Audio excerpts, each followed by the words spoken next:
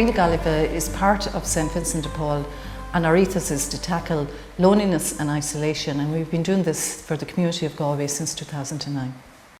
Cuimhne Gaillimhe translates as Heart of Galway, which perfectly sums up our location and how we work with people in Galway. Our Red Door is always open to the public, and it's a welcoming space.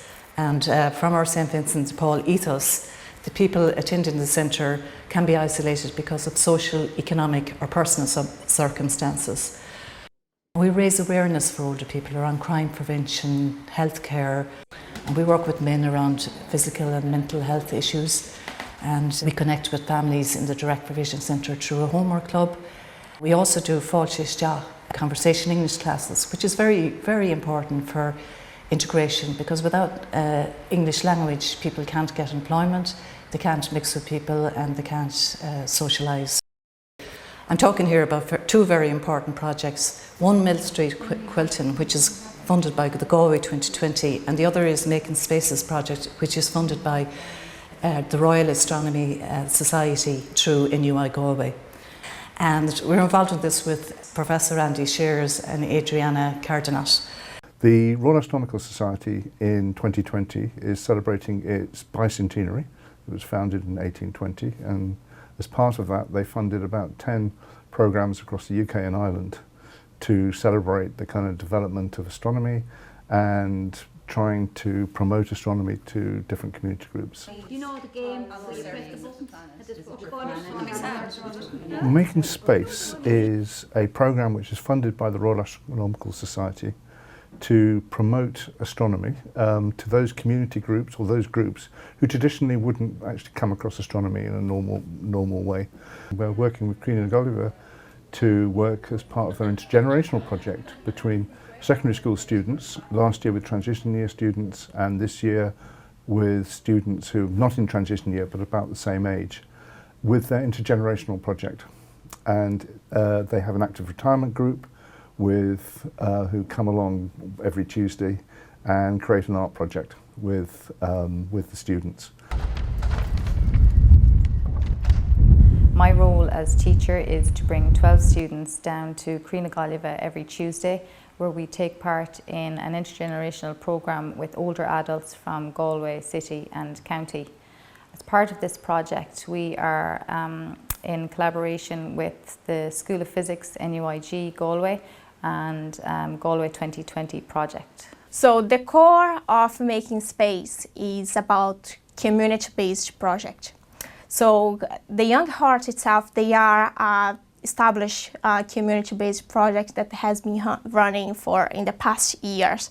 So we decided to partner with them because, one, they had this program that was kind of aligned with our target group, which is reaching different communities. And in the same program, they reach let's say the older children and the younger children, which are the active retirement group, and they are from a variety of places in Galway, and also bringing together the secondary students, which are the ones that are still in school. They are like developing themselves and studying and starting planning the future. We have students from various different ethnic minorities. We have some from the traveller community. We have students from Thailand. We have students from Romania. So some of the students' English is not their first language, so they have been able to communicate, non-verbally as well. And I think that's something that they've picked up from the older adults, that communication, it can be in many different forms. So we also got helped with this through an artist called Finbar McHugh. And we covered with himself and Adriana astrophotography, galaxies, making tides and watercolours. Today we're going to actually talk about how the tides are affected by the moon, and it brings it up, the spring tides. And what I want to look at is, have you ever noticed how on the edges of, say, down by the river and the sea, where you get the lines where the tide's going up and down? And it gives you these kind of beautiful marks that are left with bits of colour or kind of water stains. So what we're going to play with today is some inks and some colours. This year we have someone who is more of a little bit of a street artist, having kind of he's painted the sides of lots and lots of buildings, and when he was first suggested, I love the idea of the active retirement group with their spray cans graffitiing on the outside of buildings and then running away when the guards turn up.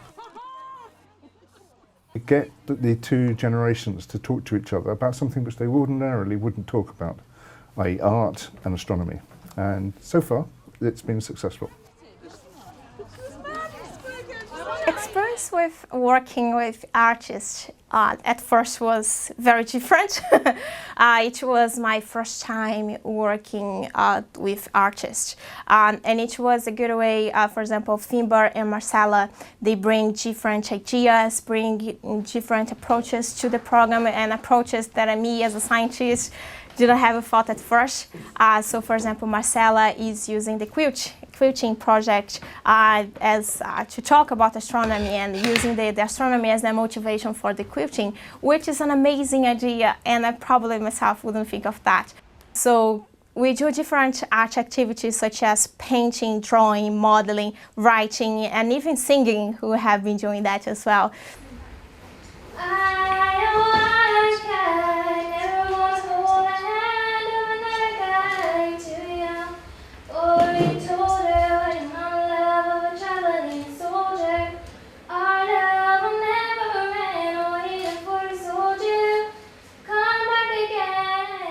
So every week they come and we do different art activities, and we use the astronomy as a starting point, and we brainstorm and we talk about several topics.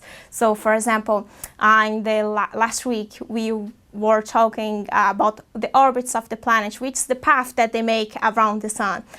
So we were trying to investigate why do they follow that path, why are they there, why they are rotating, why they are revolving. So these are all questions that started to arise after we had these art activities. So the art activity that we had there was kind of a pendulum painting. So we literally had a pendulum with a kind of small bucket which had like a small hole on the bottom. So they could use the bucket and the pendulum itself to throw it from different directions, from different positions, from different speeds, and with different strengths as well. So they were seeing like the different paths that you can make with that. The Mill Street Quilting was delivered by Marcella Morgan, and it's about community quilting, and it involves ladies from all over the world in programs. So we decided to go with the 2020 themes of landscape, migration and language. This quilt was about migration. That was the theme we were working on here, and our idea was to create almost different countries in the quilt.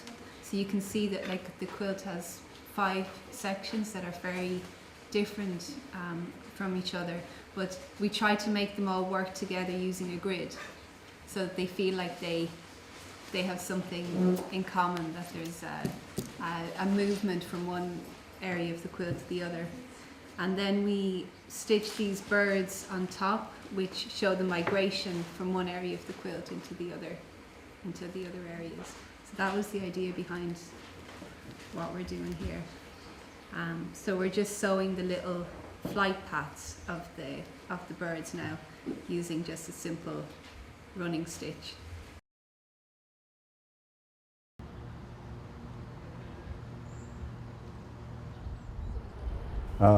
People think about the university as being a kind of an ivory tower, and it's not for them. And what we want to show is that the university is for everybody. The kind of work which we're doing, we want to try and communicate in a way which is accessible to the whole community, not just to other scientists. So the Making Space program gives us an opportunity to talk to everybody, and that's why we're really pleased that we had quite a big community response to our initial call for taking part.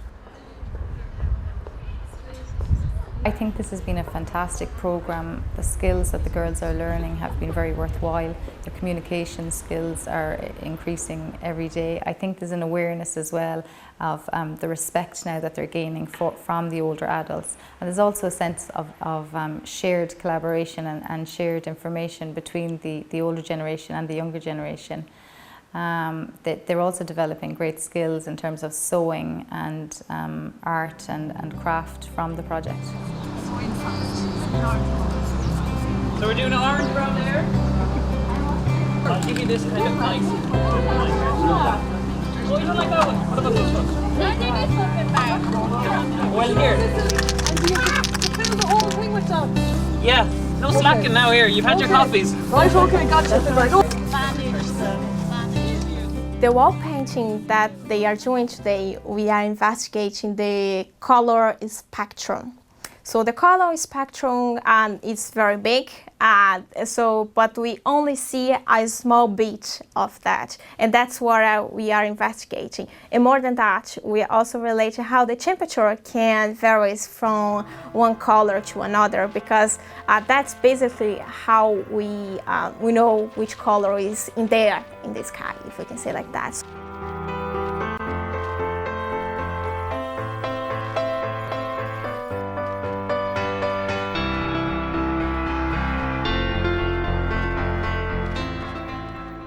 So there was challenges involved, and the challenges around designing the quilts was getting agreement from our president, because not everyone spoke English, and that was a challenge. We all have different cultural views, different views about different colours, about different designs, and different traditions, because we had many, many countries involved. So one of the participants said, once you've tasted the taste of the sky, you will forever look up.